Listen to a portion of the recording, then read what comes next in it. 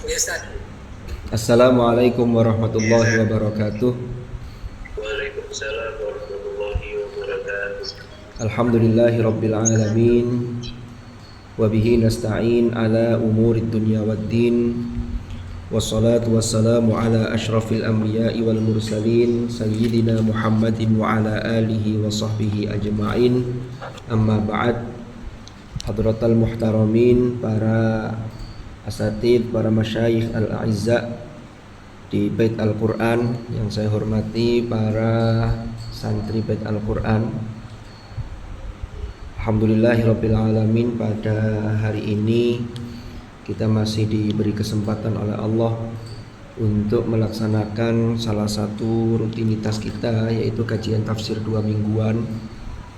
Mudah-mudahan apa yang kita laksanakan ini senantiasa mendapatkan ridha Allah Subhanahu wa taala dan menjadi wasilah turunnya rahmat Allah kepada kita, kepada keluarga kita, kepada putra-putri kita, sehingga kita semua, putra-putri kita, menjadi orang-orang yang salih salihah dan termasuk min ahlil Quran, yaitu alladzina hum ahlullah wa khasatuh. Mudah-mudahan niat baik kita ini diijabah oleh Allah Subhanahu wa taala ala hadhihi niyyah wa ala kulli niyatin salihah wa ala ma nawainah wa ala ma nawahu as-salafus salih thumma ila hadratin nabiyil mustafa Muhammadin sallallahu alaihi wasallam wa ila hadrati ikhwanihi minal anbiya wal mursalin was sahabati wat tabi'in wal ulama'il 'amilin wal musannifin wa a'immatil mujtahidin wal qurra wal mufassirin wa nakhussu khususan ila muallifai kitab bait tafsir at-tafsir al-jalalain wa at-tafsir as-sawi wa ila masyayikhihim wa usulihim wa furu'ihim wa nafa'ana bihim wa bi ulumihim fid dharain amin. Al-Fatihah.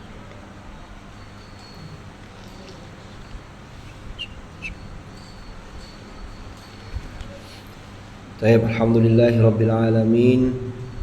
Kita bisa melanjutkan yang mana hari ini kita masuk ke, kalau tidak salah, ayat yang ke-7 dari surah At-Takwir. Kemarin sudah kita bahas ayat 1 sampai ayat 6, mulai dari idza syamsu kuwirat sampai pada wa idzal biharu sujjirat. Yang mana ke-6 ayat ini kemarin ini menjelaskan tentang 6 hal yang berkaitan dengan peristiwa-peristiwa terjadinya kiamat. Ini yang fase permulaan, dari mulai menjelang sampai dernya itu fase-fasenya itu kemarin sudah kita jelaskan. Termasuk di ayat yang kelima itu wa idzal wuhusyu husyirat. Jadi binatang-binatang buas, binatang-binatang liar itu dikumpulkan. Sedikit saya tambahkan. Jadi mengumpulkan itu bahasa Arabnya bisa dengan menggunakan hasyara, bisa menggunakan jama'ah. Itu mengumpulkan. Bedanya, kalau hasyara yang kemudian dibentuk bentuk majhul atau pasif menjadi husyira. Kalau jama'ah mengumpulkan, kalau jumi'ah dikumpulkan. Itu bedanya. Kalau menggunakan hasyara, husyirat itu dikumpulkan, tapi yang dikumpulkan itu boleh jadi dalam keadaan terpaksa. Enak gak enak tidak bisa nolak sudah. Jadi hewan-hewan itu begitu. Makanya nanti di akhirat itu, di runtutan peristiwa-peristiwa akhirat itu ada namanya yaumal hasyr. Yaumal hasyr itu tempatnya namanya padang mahsyar, al-mahsyar. Nah itu semua dikumpulkan. Nggak enak tempatnya. Kenapa? Karena di situ orang sudah sibuk dengan dirinya masing-masing. Tapi ketika di padang mahsyar itulah, ketika ada umat Rasulullah Muhammad sallallahu alaihi wasallam, itu ketika di padang mahsyar yang berat, durasi waktunya cukup lama, tapi kemudian menjadi singkat, menjadi ringan, itu semua adalah salah satu syafaat Rasulullah sallallahu alaihi wasallam. Itulah yang namanya asy-syafa'at al-uzma. Itu ketika di padang mahsyar. Makanya mahsyar namanya. Kalau jamaah itu mengumpulkan, tapi biasanya kumpulan itu sifatnya enak, sukarela, orang itu senang. Makanya kenapa kok kumpulan-kumpulan itu disebut jam'iyah? Organisasi itu kan jam'iyah bahasa Arabnya. Jamaah itu sholat jamaah. Jadi bukan menggunakan hasyaro, sholatnya ya bareng-bareng ngumpul. Kenapa? Karena jamaah itu enak, pahalanya lebih besar, kan begitu. Sholatul jamaati afdalu min sholatil fadhi bisa ba'il wa ishrina darajatan, atau ada di matan yang lain bi khamsin wa ishrina darajatan. Itu bedanya jamaah dengan hasyaro. Di sini dalam konteks kiamat itu husyirat, tempatnya mahsyar nanti. Kalau semua makhluk termasuk kita itu semua dikumpulkan di padang mahsyar, itu bedanya. Lalu di ayat yang ke-6, sebelum kita masuk ke ayat 7, Allah juga memberikan gambaran hari kiamat itu wa idzal biharu sujjirat. Bihar itu jamak dari bahar. Bahar itu jamaknya bisa abhur, bisa bihar. Bedanya kalau abhur itu namanya jamak killah, af'ul. Seperti syahrun jamaknya bisa syuhur, bisa ashur. Kalau ashur itu jamak killah, biasanya hitungan antara 3 sampai 10. Tapi kalau di atas itu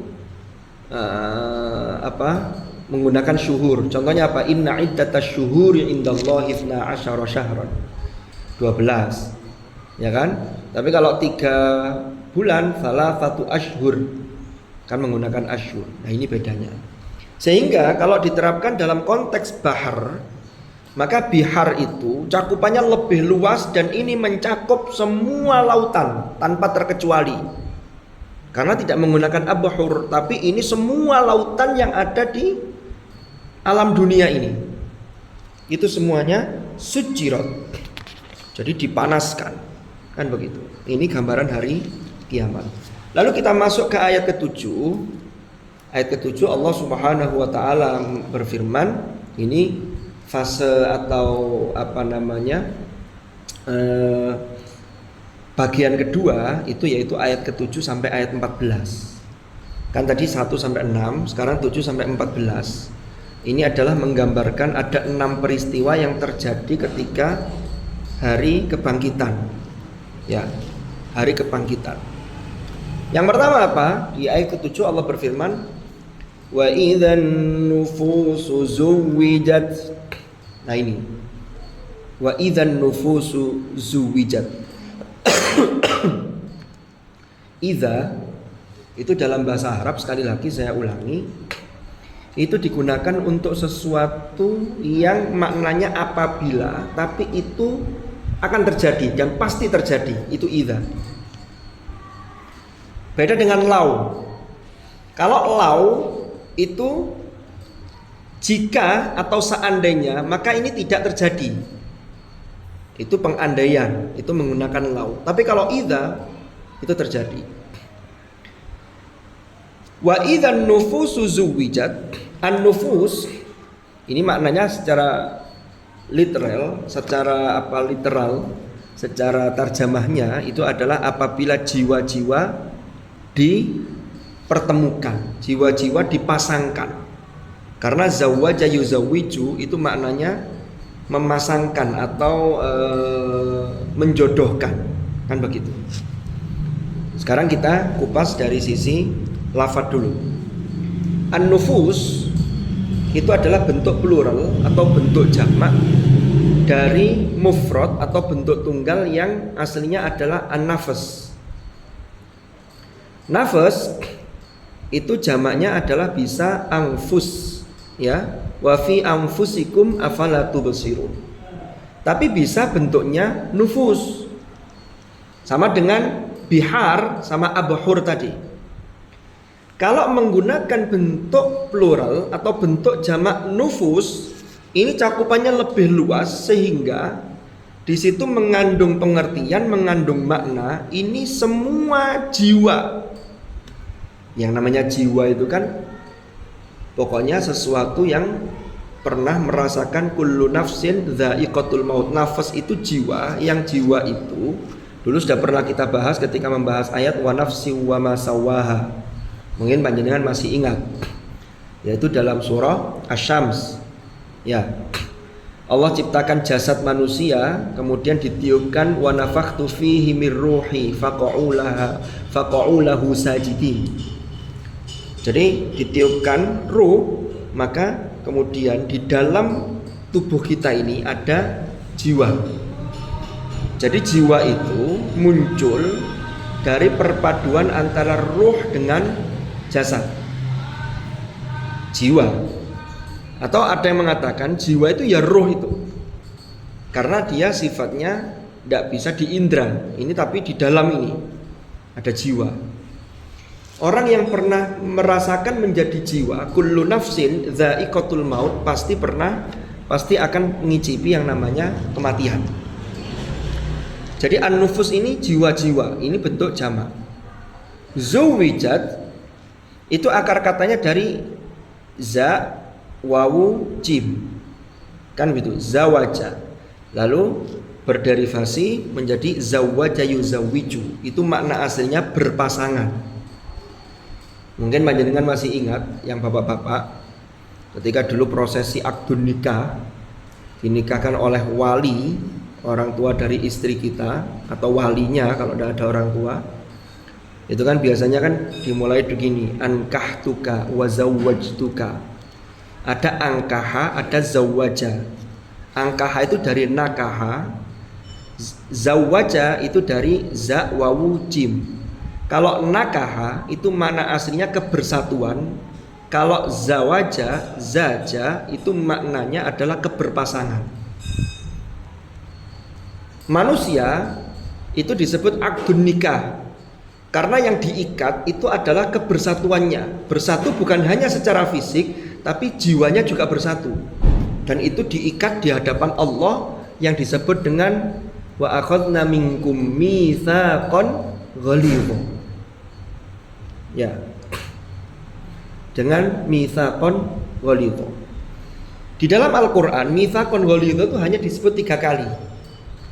Ikatan pernikahan, lalu perjanjian Tuhan dengan Bani Israel, sama yang satunya perjanjian Allah dengan Nabi Ulul Azmi. Itu dalam surah Al-Ahzab itu. Nah, ini adalah perjanjian yang kuat. Makanya kalau manusia itu tidak hanya cukup dengan pasangan, tetapi harus ada kebersatuan. Makanya ada proses akdun nikah. Karena kalau terkait dengan zawaja yuzawwiju atau zaja, ya, yang dari za wawu jim, itu maknanya keberpasangan. Semua makhluk itu berpasangan. Hewan itu berpasangan dengan lawan jenisnya, tapi dia tidak melalui proses akdun nikah. Lah keberpasangan ini kenapa kok dipasangkan? Ayatnya wa idzan nufusu zuwijat. Pertama penafsirannya, ada yang menafsirkan ketika jiwa itu dikumpulkan, dipasangkan, bertemu kembali dengan jasadnya.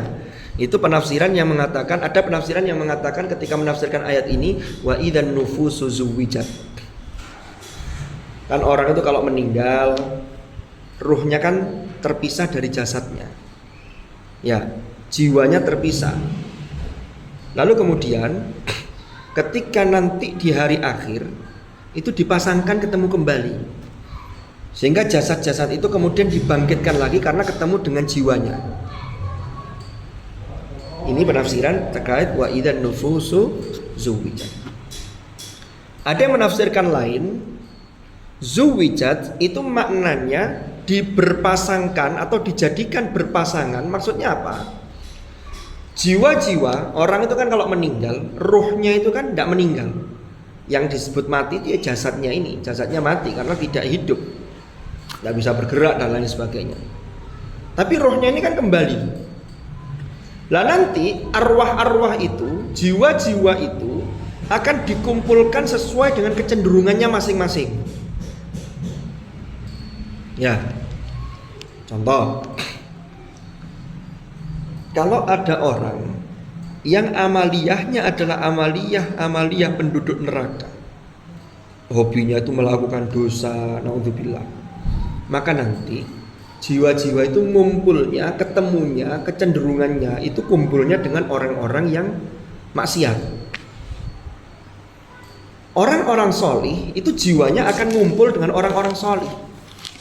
Dan itu tidak hanya nunggu ketika kiamat. Dalam kitab Ar-Ruh tulisan Ibnul Qayyim Al-Jauziyah itu dijelaskan di sana bahwa ternyata ketika orang sudah meninggal itu ruhnya, jiwanya itu juga ngumpul dengan, kalau orang-orang soleh ini itu ngumpul dengan sesama orang soleh.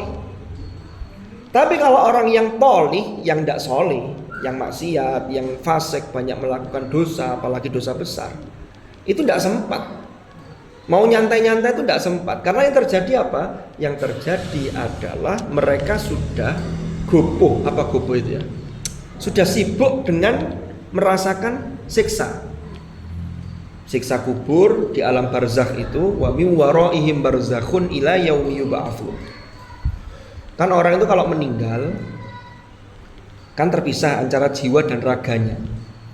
Nah, jiwa ini masuk di alam namanya alam barzakhi, alam barzakh. Ayat Quran menegaskan wa min waraihim barzakhun ila yaumi yub'atsun. Waro'a itu makna asalnya adalah belakang. Tapi di sini digunakan untuk makna depan. Kenapa? Karena ini untuk masa depan. Kan akhirnya belum terjadi. Ini masih masa tunggu. Kenapa Al-Quran menggunakan wa min waraihim barzakh? Karena alam barzakh itu kadang-kadang orang itu merasa lupa atau seakan-akan dia di belakang tidak kelihatan. Ini yang kadang-kadang membuat orang lupa. Padahal ada alam namanya barzakh. Di barzakh itu orang sudah diberi panjernya. Kalau orang baik maka dia diberi fasilitas. Kalau orang tidak baik, orang maksiat, orang banyak dosa besar, maka dia diberi panjernya atau DP atau uang muka atau DP ya. Itu sebelum masuk neraka. Jadi sudah soro, makanya nggak koper untuk saling silaturahim.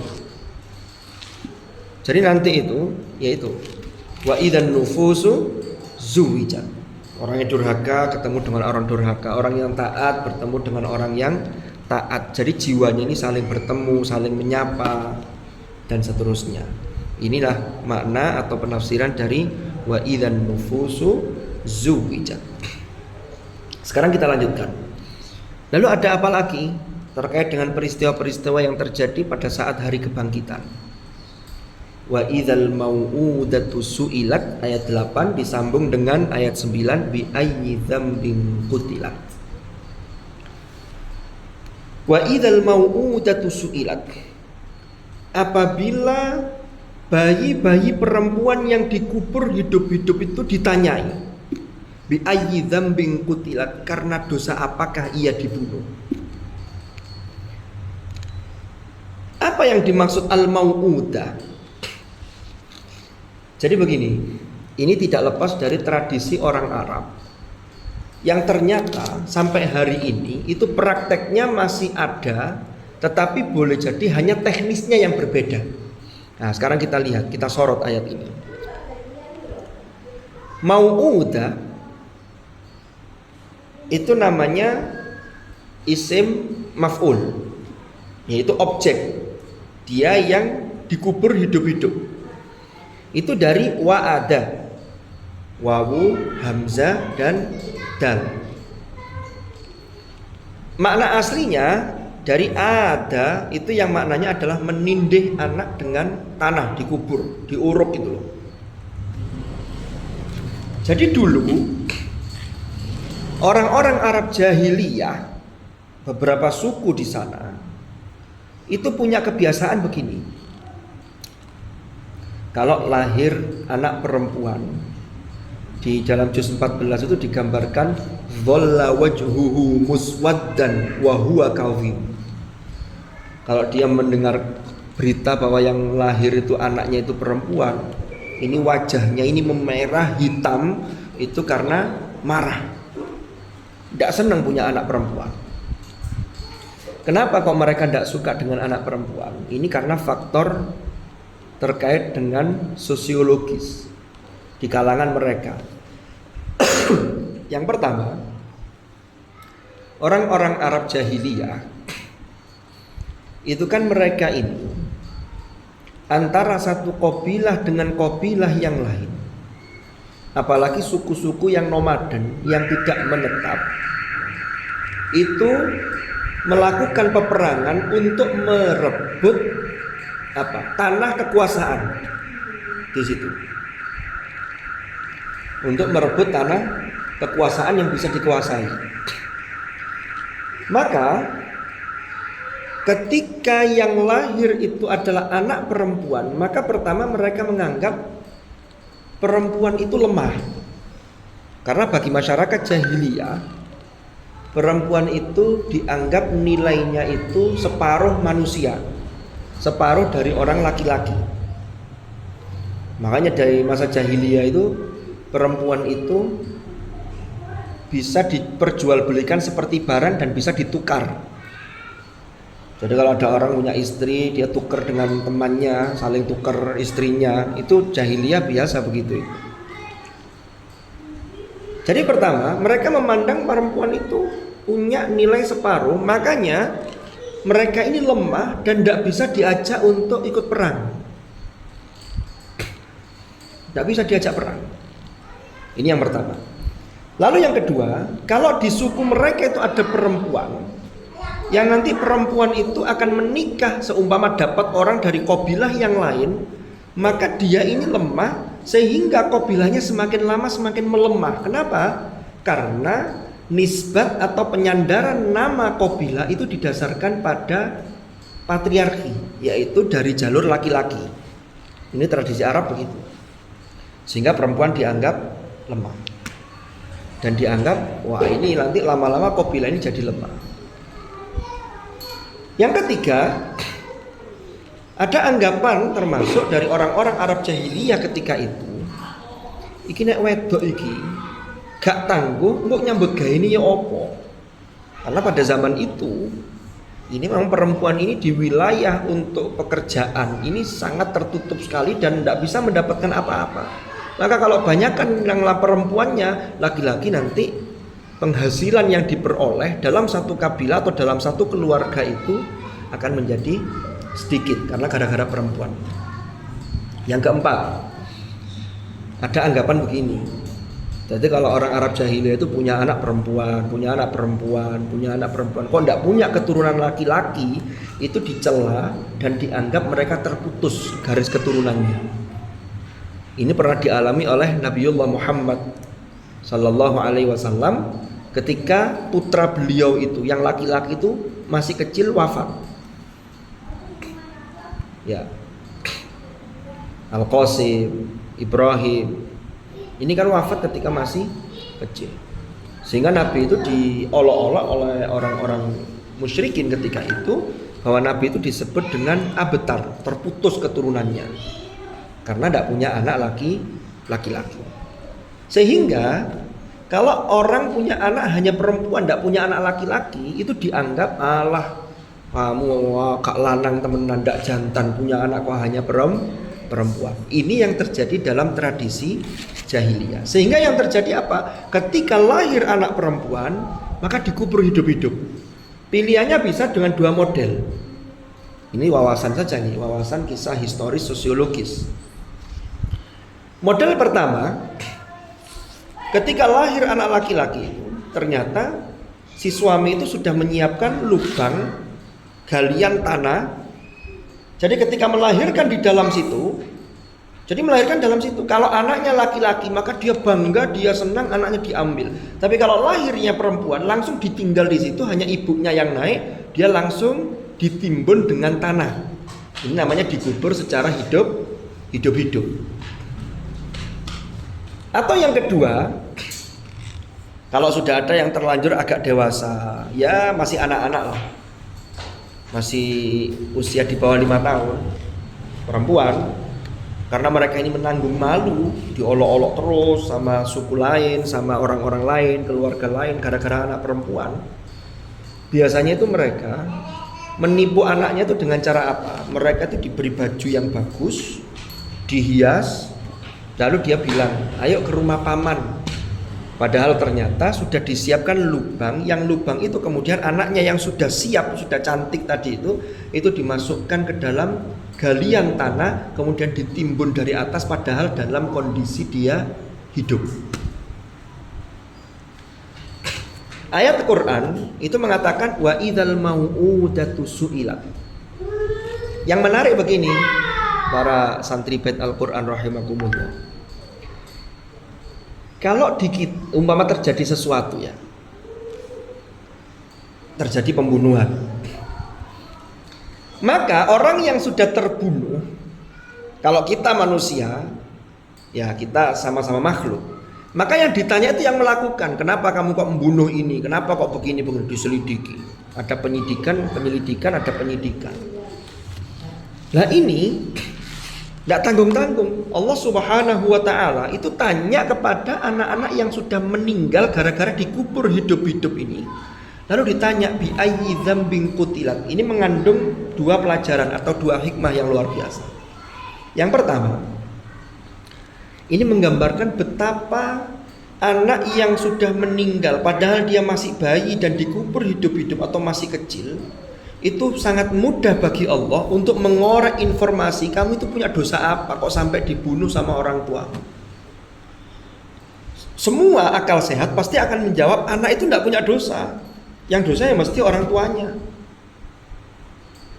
Tapi ayat ini untuk memberikan gambaran sekaligus. Yang kedua adalah mereka itu yang mereka lakukan itu sungguh sangat tidak dibenarkan.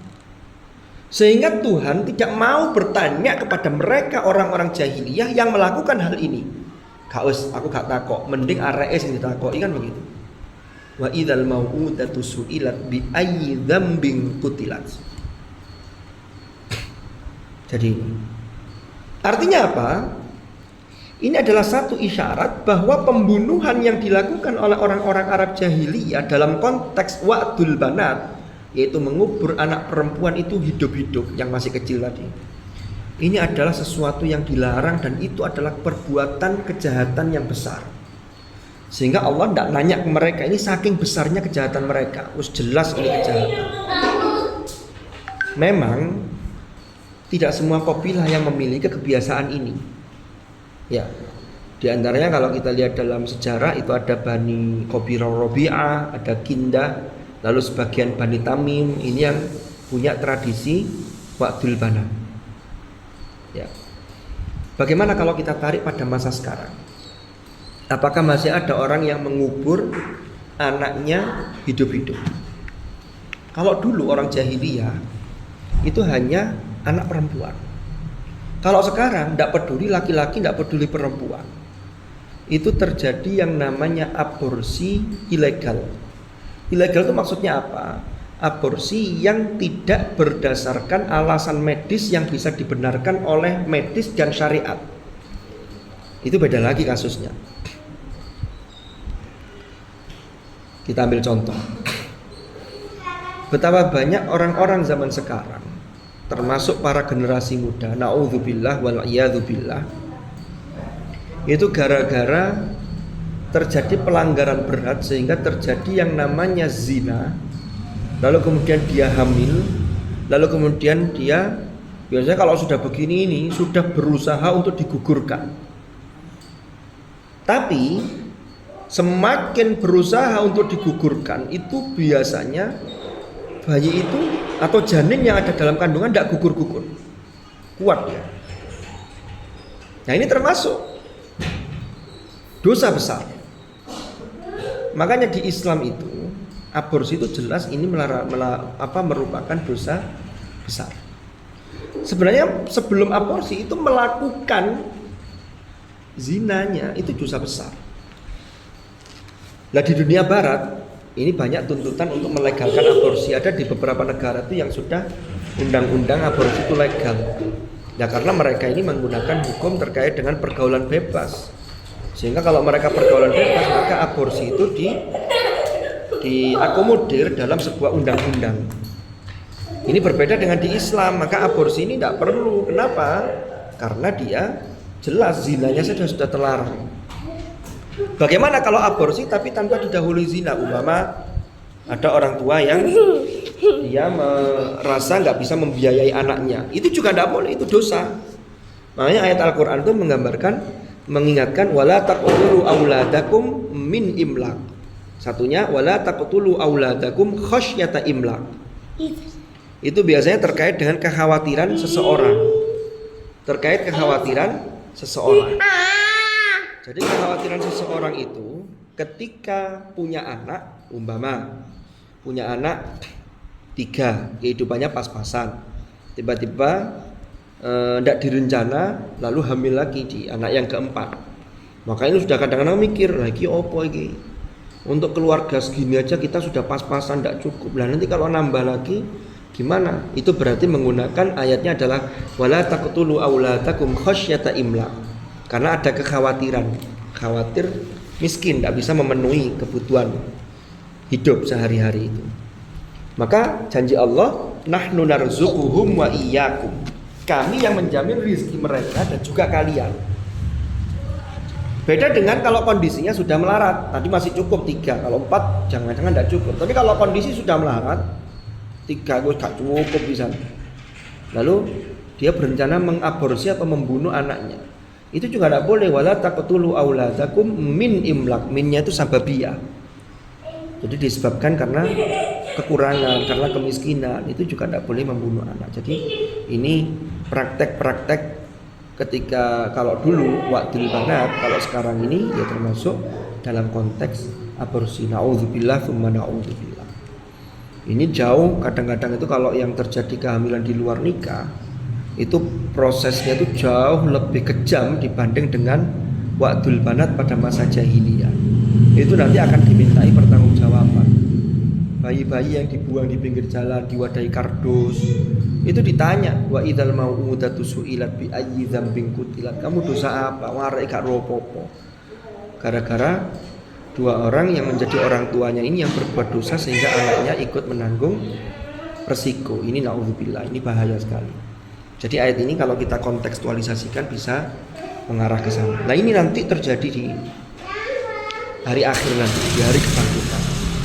Wa idzal mau'udatu su'ilat. Lalu kita lanjutkan di ayat 10, wa idzas suhufu nusyirat. Suhuf itu jamak dari sahifah. Apabila lembaran-lembaran catatan amal telah dibuka lebar-lebar, telah disebar, nusyirat. Nusyirat itu maknanya bisa disebar, bisa dibuka lebar-lebar, terbuka dan diketahui oleh setiap orang. Ya. Tapi orang kalau catatan amalnya buruk, dia berusaha menyembunyikan, tapi tidak bisa disembunyikan. Ya, karena itu terbuka lebar. Wa idzas suhufu nusyirat. Jadi orang itu nanti di akhirat semua amalnya itu akan diketahui, baik amal yang kecil apalagi yang besar. Perbuatan buruk akan terungkap, perbuatan baik pasti terungkap, dan semuanya akan mendapatkan balasan sesuai porsinya masing-masing. Dulu di surah Al-Mutaffifin itu sudah pernah kita bahas, termasuk dalam surah Al-Infitor itu juga ada ayat sudah pernah kita bahas, yaitu orang-orang yang baik itu tentunya ketika menerima catatan amal itu menerima dengan tangan yang baik, tangan kanan, diterima dengan baik-baik.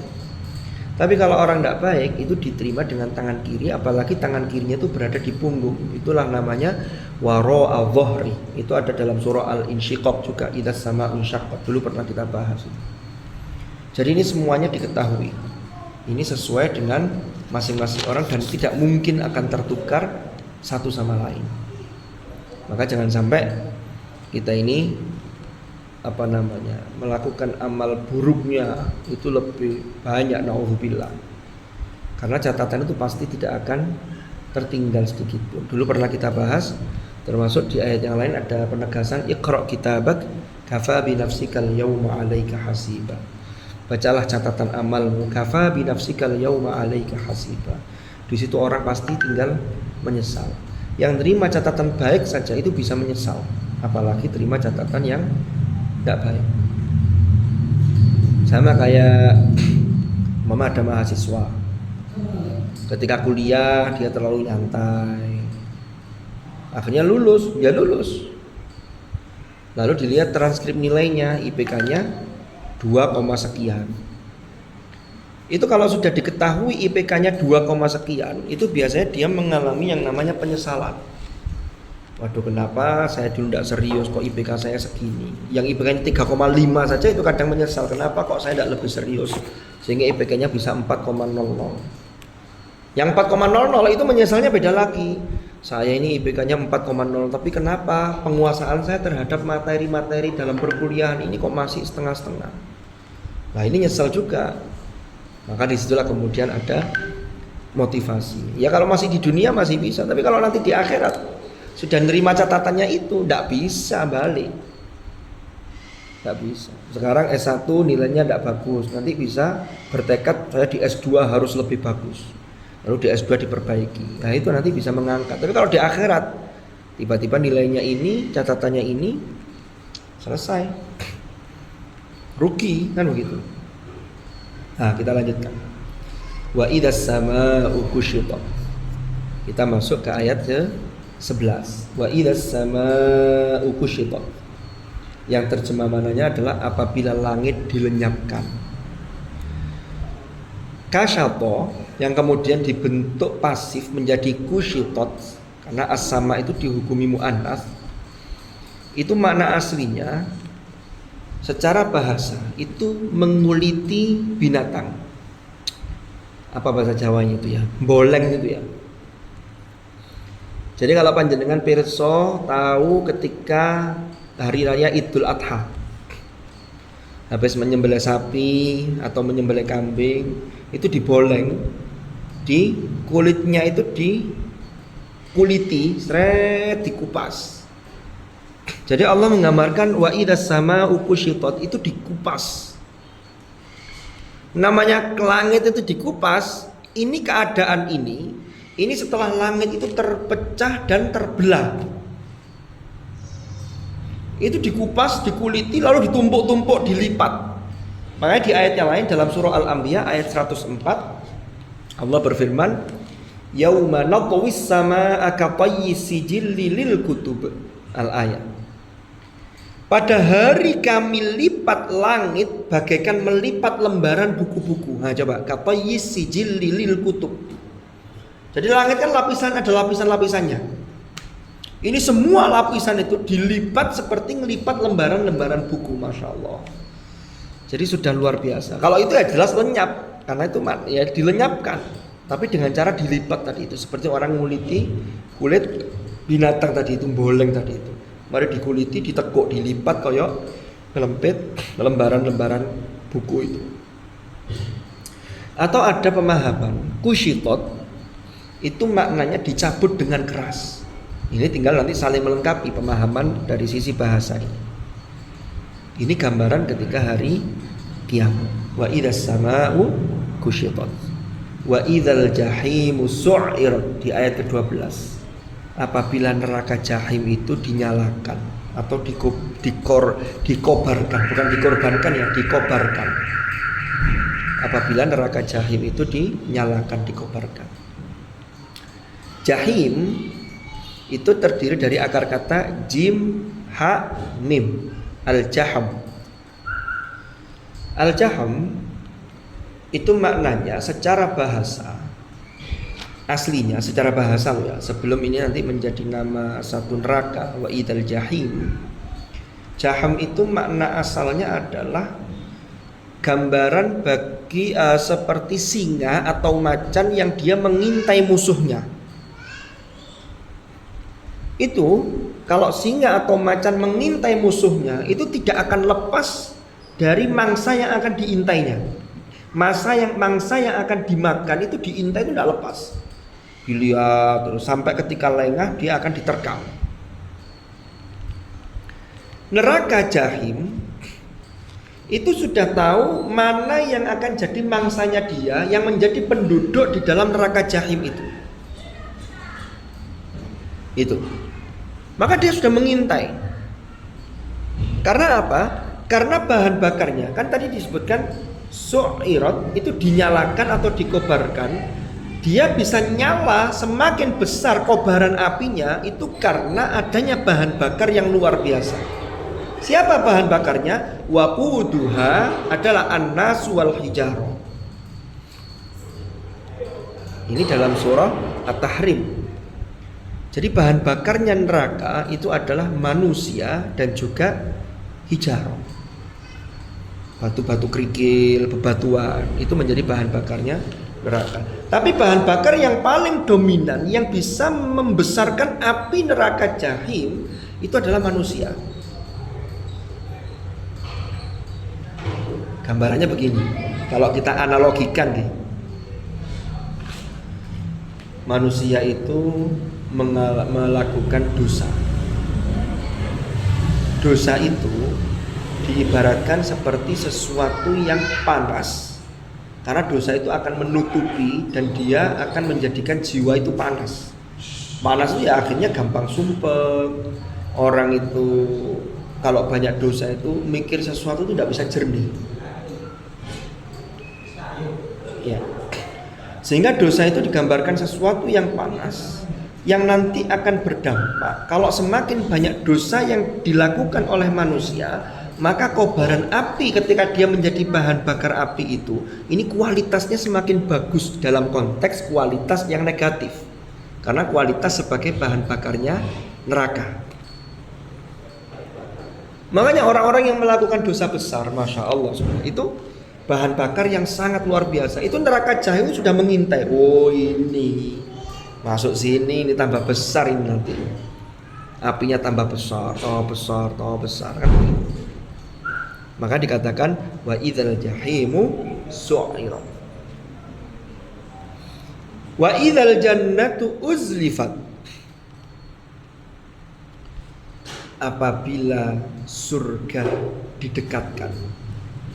Uzlifat. Uzlifat itu dari azlafa yuzlifu, lalu dibentuk pasif menjadi uzlifat. Itu dari akar kata za, lam, dan fa, yang maknanya itu bisa dekat. Orang-orang Arab dulu sebelum diutusnya Hadratur Rasul Sallallahu Alaihi Wasallam, itu dulu ada namanya Amr bin Lu'ay. Itu menempatkan berhala-berhala di sekitar Ka'bah untuk mereka jadikan sarana sesembahan untuk mendekatkan diri kepada Allah. Tapi ini tidak benar, karena mereka bikin dari patung-patung itu. Makanya ketika mereka ditanya, ma na'buduhum illa liyuqarribuna ilallahi zulfa, itu dari za, lam, fa, zulfa, untuk lebih dekat. Nah, maka yang menarik di ayat ini, zalafa itu juga punya arti taman. Wa idzal jannatu uzlifat, yaitu surga yang isinya taman-taman itu didekatkan. Sesuatu yang indah, yaitu surga yang sangat luar biasa, ya, itu didekatkan. Jadi bukan orang mukminnya seakan-akan yang disuruh masuk, tapi surga itu didekatkan. Ini untuk sebuah penghormatan bagi orang-orang beriman. Panjenengan lihat redaksinya. Jadi uzlifat itu didekatkan kepada orang-orang mukmin, orang-orang yang taat, yang di dalamnya sudah disiapkan dengan segala fasilitasnya, termasuk kesejukannya, kediaman yang nyaman, yang seperti taman. Dan taman surga itu jangan disamakan dengan yang ada di dunia, pasti beda. Ini sebuah penghormatan. Makanya kalau kita lihat juga di dalam surah Az-Zumar itu, para santri bait dan para asatid rahimakumullah, ketika dijelaskan wasiqal ladzina kafaru ila jahannam zumara hatta idza ja'uha futihat abwabuha wa qala lahum khazanatuha alam ya'tikum rusulun minkum yatluna 'alaikum ayati rabbikum wa yunzirunakum liqa'a yaumikum hadza. Bandingkan dengan ayat yang mengatakan yang ini dikhususkan bagi penduduk surga. Wasiqal ladzina taqaw rabbahum ilal jannati zumara hatta idza ja'uha wa futihat. Ada wawunya. Mufassirin mendapatkan kesan dari ayat ini. Penduduk neraka dengan penduduk surga itu bedanya, satunya futihat, satunya wa futihat. Kalau futihat saja, itu penduduk neraka itu langsung dibukakan, langsung mlebu bleng, tidak ada penyambutan apapun. Tapi kalau penduduk surga, wawu itu berarti menunjukkan ada muqaddimah, ada permulaan. Makanya disambut dengan luar biasa, baru dimasukkan ke dalam surga. Nah, penyambutan itu, ini seakan-akan surga itu sudah uzlifat, ini didekatkan kepada mereka. Kenapa kok surga ini bisa didekatkan? Karena orangnya ketika di dunia itu taatnya luar biasa, dan dia berusaha untuk menggapai rahmat Allah. Sehingga karena rahmat dan kasih sayang Allah, sehingga dia diberikan fasilitas namanya surga. Wasari'u ila maghfiratin min rabbikum wa jannatin arduhas samawati wal ardu uiddat lil muttaqin. Ayat ini yang disebutkan itu adalah akibatnya maghfirah sama surga. Tapi sebenarnya itu adalah perintah untuk melakukan sabab. Jadi sebab yang bisa menjadikan kita masuk surga, yang bisa menjadikan kita mendapatkan maghfirah dari Allah, itu yang harus kita kejar. Bukan golek swargae, golek swargae ndi, bukan. Jadi melakukan amal yang bisa mengantarkan kita. Al-Qur'an menggunakan ayatnya wasari'u ila maghfiratin min rabbikum wa jannatin. Loh kan begitu. Suruh bersegera kita untuk mencari surga, yaitu mencari amal-amal yang bisa mendekatkan diri terhadap surga. Nanti kalau sudah di sana, karena kita sudah berusaha, Allah memberi penghormatan kepada orang-orang beriman, uzlifat. Jadi surga itu seakan-akan didekatkan. Makanya jangan khawatir. Kalau dalam riwayat-riwayat itu kan urutan aslinya. Jadi setelah melalui proses padang mahsyar itu, lalu ada yaumul hisab, ada hari perhitungan amal. Nanti melewati yang namanya as-sirat. Di bawah itu ada neraka dengan berbagai tingkatannya. Kalau gagal melewati as-sirat, dia akan jatuh terjerumus ke neraka. Nah, di beberapa pengajian para masyayikh itu termasuk dalam riwayat dijelaskan, ternyata orang itu yang melewati sirat, ada yang melewati itu standar, dilewati itu tengah-tengah kati roto kan gitu. Tapi tergantung amaliyahnya. Tapi ada yang melewati itu seperti terbang seperti angin. Aman sudah. Ada yang begitu. Makanya kita ini berharap syafaat Rasulullah Sallallahu Alaihi Wasallam dan juga syafaat Al-Quran. Mudah-mudahan panjenengan ini aktif ngaji tafsir, aktif jadi santri di Bait Al-Quran, ikut programnya Bait ini, mendownload, menjadikan kita ini bisa mendownload syafaatnya Al-Quran kelak di akhirat. Karena yang menarik begini, para bapak, para ibu rahimakumullah, Iqra'ul Qur'ana, bacalah Al-Quran, fa innahu ya'ti yaumal qiyamah, maka sesungguhnya Al-Quran itu akan datang nanti pada hari kiamat, syafi'an, sebagai penolong yang memberikan syafaat li ashabihi, bagi ashabnya. Ashab itu jamak dari sahib, berarti sahabatnya. Ya, sahabat Quran itu banyak macamnya, bacanya iya, ngaji tafsirnya iya, terus belajarnya iya. Nah, ini menjadi sahabatnya Al-Quran, insya Allah mendapatkan syafaat Al-Quran. Kalau syafaat Rasulullah, kalau syafaat Al-Quran itu qabla nuzulil azab, jadi sebelum turunnya siksa, itu Quran sudah membentengi lalu menjadi bumper, menjadi syafaat. Kalau syafaat Rasulullah Sallallahu Alaihi Wasallam itu ada 5 kategori. Tadi yang sudah saya singgung di awal tadi, ada namanya asy-syafa'ah al-uzma. Ini ketika di padang mahsyar.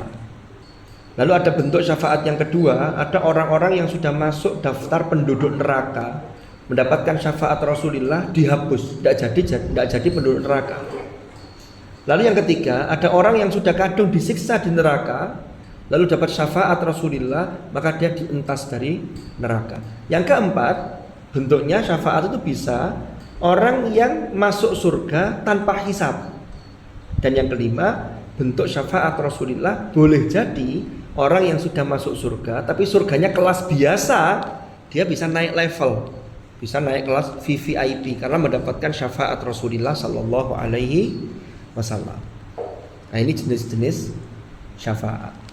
Makanya kembali ke ayat yang ke-13 tadi, wa idzal jannatu uzlifat. Jadi surga itu didekatkan, uzlifat. Ini sebagai penghargaan bagi orang-orang taat, orang-orang yang taat kepada Allah Subhanahu wa taala. Nah, sekarang kita masuk ayat ke-14. Alimat nafsum ma ahdarat. Setiap jiwa ya akan mengetahui dan pasti mengetahui apa yang telah ia hadirkan, apa yang telah ia persembahkan, apa yang telah ia kerjakan ketika dia hidup di dunia. Karena kalau orang sudah mati itu sudah selesai. Makanya sebutannya in qata'a amaluhu, dia sudah tidak bisa beramal sudah. Hanya tinggal nunggu panennya, termasuk diantaranya kiriman dari 3 hal. Illa min salasin shadaqatin jariyatin aw ilmin yuntafa'u bihi aw waladin sholihin yad'ulah. Tinggal nunggu itu. Tapi dia sudah tidak bisa nambah. Makanya mumpung saya panjenengan ini masih hidup, monggo kita sering saling mengingatkan untuk nambah-nambah amal kita. Karena nanti itu pasti akan menyesal. Kalau ternyata yang kita peroleh lho kok iki tok tibae, lapo gak pesen akeh piye, lapo gak ngelakoni yang banyak hal, kan begitu. Nah, mufassirin ada satu perbedaan atau ada yang menafsirkan begini. Alimat nafsun ma ahdarat. Apa yang akan dirasakan oleh setiap jiwa, dampak dari apa yang dia lakukan ketika di dunia. Ada mufassir yang memahami, maka ia akan memperoleh pahala atau ganjaran dari amal yang dilakukan. Ini, berarti yang diperoleh itu ganjarannya. Kenapa? Karena amal kan Allah janji diberikan pahala. Pemberian pahala itu tidak lepas dari rahmat dan kasih sayangnya Allah. Ada mufassir yang lain yang mengatakan begini. Sebenarnya yang dia ketahui itu ganjarannya iya, tetapi tampak semua yang dia lakukan, yang pernah dia lakukan, amalnya itu dia akan tahu. Jadi amal-amale ngerti kabeh. Oh iya yo, aku biyen sakjane ngene iki kurang amal saya begini. Kok ngerti yo ngono, tak lakoni luwih sregep maneh, aku oleh luwih akeh ganjarane. Lho iso gitu, itu menyesal namanya, menyesal. Tapi penyesalan di saat itu sudah tidak ada artinya. Makanya kita ini kan saling mengingatkan. Ini mumpung kita ini masih punya kesempatan. Maka sebelum alimat nafsum ma ahdarat, nanti di akhirat itu kita sudah betul-betul menyiapkan. Atau ada penafsiran yang lain begini kesannya. Ini ditarik ke konteks sekarang. Orang itu sakjane ngono, dia ini dalam tanda petik itu rodok iso menilai dirinya, amalnya ini sejauh mana yang dia lakukan. Contoh, yang nanti lebih gamblang lagi ketika di akhirat. Kita ini ketika sholat, kalau kita mau jujur, mulai dari takbiratul ihram sampai mengucapkan salam, itu berapa persen kekhusyuan kita. Itu setiap orang itu insya Allah kalau dia jujur, dia tuh bisa menilai dirinya. Aku cek kurang, sakmini kurang. Terus begitu, itu evaluasinya begitu. Karena di surah Al-Qiyamah, nanti boleh jadi kita akan masuk juz 29. Itu Al-Qiyamah itu kan mengatakan begini, Allah berfirman,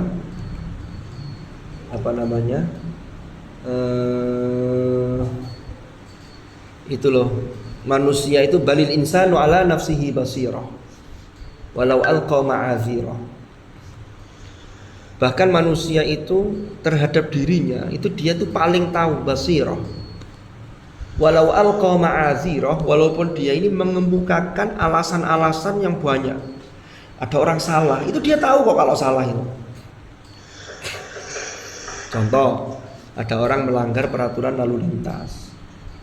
Melanggar, jelas melanggar. Itu kalau kena kena tilang, itu pasti akan mencari alasan. Enggak Pak, saya tadi begini. Padahal dia tahu dalam hati kecilnya, iya aku salah saja nih aku ini. Tapi dia akan membela diri itu. Nanti di akhirat itu tidak bisa membela diri begitu. Semua sudah nampak nyata. Alimat nafsum ma ahdarat. Karena CCTV yang disetel di akhirat itu jauh lebih tajam, jauh lebih teliti dibanding CCTV yang ada di dunia. Ya kalau di dunia CCTV bisa diganti, dekodernya diganti, CCTV-nya dirusak, kan bisa. Kalau di akhirat, gimana bisa kita ngerusak CCTV-nya? Tidak bisa. Makanya di ayat ke-14, alimat nafsum ma ahdarat. Setelah Allah memaparkan 6 hal yang pertama ditambah 6. Nah, dari ayat 1 sampai 6, lalu ayat 7 sampai 14 ada peristiwa-peristiwa ini yang sudah dipaparkan oleh Allah. Maka Allah kemudian berfirman dan bersumpah dalam sumpahnya di firmannya itu fala uqsimu bil khunnas al jawaril kunnas. Maka aku bersumpah. Ada yang menafsirkan maka aku tidak bersumpah. Ini dulu pernah kita bahas dalam membahas ketika mengkaji surah Al-Balad. Mudah-mudahan masih ingat panjenengan. Apa bedanya la uqsimu yang maknanya tidak bersumpah dengan aku bersumpah. Nah, nanti ada titik temu di situ. Bil khunnas, demi bintang-bintang yang al-jawar, yang beredar. Al-kunnas, ya. Ini beredar mulai menampakkan diri, sembunyi, terbenam lagi. Makanya bintang-bintang di situ disifati disebut dengan khunnas. Ya. Apa kaitannya dengan min syarril waswasil khonnas dalam surah An-Nas yang dulu pernah kita baca? Lalu mengapa Allah bersumpah menggunakan bintang? Apa korelasinya dengan secara sosiologis kebiasaan bangsa Arab ketika turunnya surat ini? Insya Allah akan kita kupas dan kita kaji pada episode yang akan datang. Wallahu a'lam bishawab. Jadi kita biar pas, ini jamnya juga sudah jam 11 sehingga nanti baru kita masuk ke sumpah fala uqsimu bil khunnas al jawaril kunnas wal laili idza as'as was subhi idza tanaffas. Lalu dijawab dengan innahu laqaulu rasulin karim. Bagaimana penjelasannya? Sekali lagi simak, ikuti, jangan berpindah, tetap di channel yang sama, di gelombang yang sama, di kajian tafsir 2 mingguan Bait Al-Qur'an. Saya kira cukup sampai di sini apa yang bisa saya sampaikan pada pagi hari ini. Mugi-mugi manfaat, mugi-mugi barokah, dan mudah-mudahan kita bisa senantiasa istiqomah di jalan Allah Subhanahu wa taala. Kita akhiri dengan doa, mudah-mudahan harapan baik kita diijabah oleh Allah. Al-Fatihah.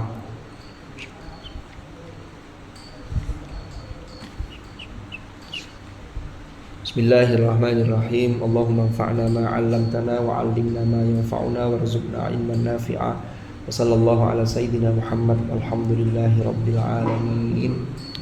Subhanakallahumma wa bihamdika asyhadu an la ilaha illa anta astaghfiruka wa atubu ilaik. Wa sallallahu ala sayyidina Muhammadin walhamdulillahi rabbil alamin. Kurang lebihnya mohon maaf. Hadanallahu wa iyyakum ajma'in. Al-'afwa minkum.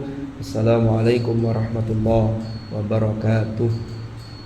Waalaikumsalam warahmatullahi wabarakatuh. Nggih. Matur semuanya. Ada nggih. Sambut dah, langsung ini ya. Apa ada sambutan dari Ustaz Nurul?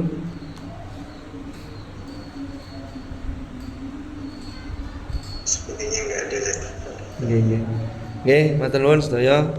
Saya pamit. Terima kasih. Jazakumullah ahsanal jazak. Assalamualaikum warahmatullahi wabarakatuh.